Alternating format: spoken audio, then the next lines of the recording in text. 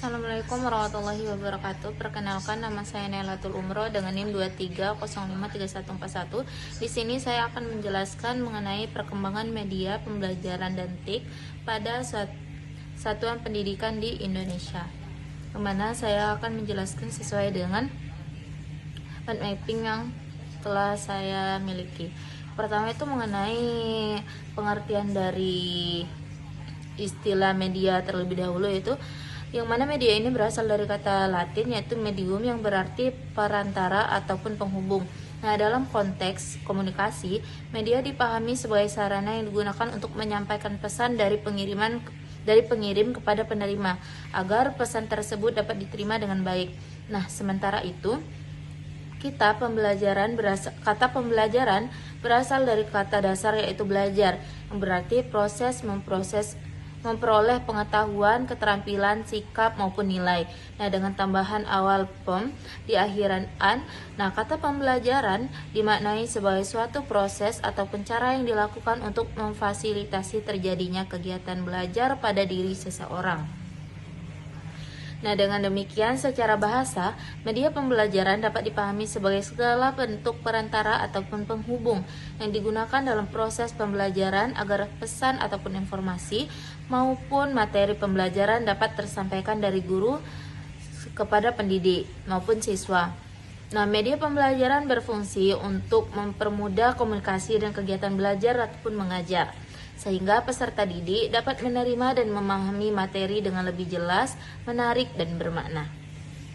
Nah, selanjutnya yaitu transformasi media pembelajaran, yang mana perkembangan media pembelajaran di Indonesia mengalami transformasi yang cukup signifikan. Pada awalnya, media pembelajaran masih terbatas pada bentuk sederhana, seperti media cetak yang berupa buku ataupun modul, terus papan tulis, serta alat bantu tradisional seperti OHP ataupun overhead projector dan proyektor slide. Nah, media ini berperan penting, tetapi sifatnya masih konvensional dan terbatas dalam menjangkau gaya belajar siswa yang beragam. Nah, memasuki era 2010-an, nah perkembangan teknologi informasi mulai masuk ke ruang kelas melalui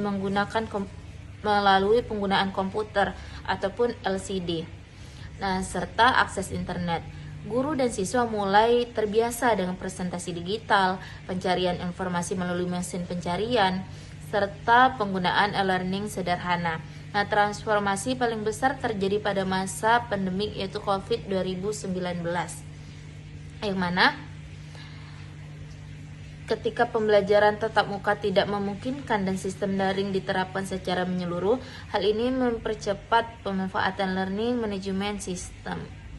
Nah, selanjutnya yaitu kesenjangan implementasi, yang mana walaupun transformasi media ini berlangsung dengan cepat, nah maka implementasinya masih menghadapi sejumlah kesenjangan di Indonesia.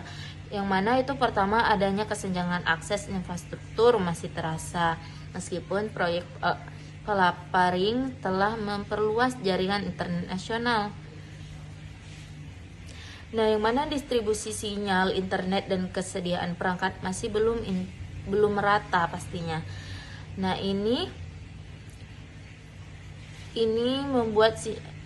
juga menyebabkan sinyal internet dan ketersediaan perangkat masih belum merata, dan terutama di daerah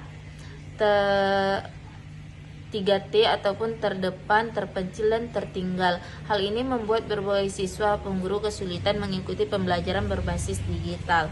Nah, selanjutnya itu ada relevansi terhadap pembelajaran abad 21, di mana pembelajaran abad 21 ini menekankan pentingnya penguasaan 4 keterampilan utama, yaitu critical thinking, kreatif, kolaboratif, dan juga komunikasi, yang mana yang biasa disingkat dengan 4C.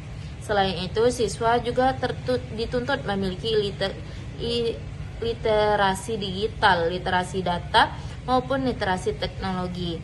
Nah, integratif TIK di sekolah menjadi peluang besar untuk mendukung pencapaian kompetensi tersebut. Nah, selanjutnya yaitu ada peluang dan tantangan ke depan, yang mana di depan pasti bakal ada pemanfaatan TIK di dunia pendidikan Indonesia yang memiliki potensi besar untuk meningkatkan mutu sekaligus pemerataan pendidikan. Nah, media pembelajaran digital dapat membuka akses pengetahuan lebih luas, yang mana meningkatkan efektivitas pembelajaran dan membuka akses pengetahuan lebih luas. Nah, namun peluang ini hanya dapat terwujud jika beberapa persyaratan dipenuhi. Nah, persyaratan pertama yaitu literasi digital bagi guru dan siswa perlu diperkuat agar teknologi tidak hanya digunakan sebagai substitusi. Nah, tetapi benar-benar menciptakan inovasi dalam pembelajaran. Kedua yaitu pemerintah dan pemangku kebijakan harus terus berinvestasi pada infrastruktur last mile, terutama di wilayah terpencil agar akses internet dan perangkat belajar merata. Yang ketiga itu ada evaluasi berbasis riset sangat diperlukan untuk menilai efektivitas bagi platform EdTech sehingga penggunanya dapat benar-benar meningkatkan capaian belajar siswa. Nah, dapat saya simpulkan bahwasanya media pembelajaran merupakan perataan ataupun sesuatu yang berfungsi memudahkan proses penyampaian pesan, informasi maupun materi dari pendidik kepada peserta didik.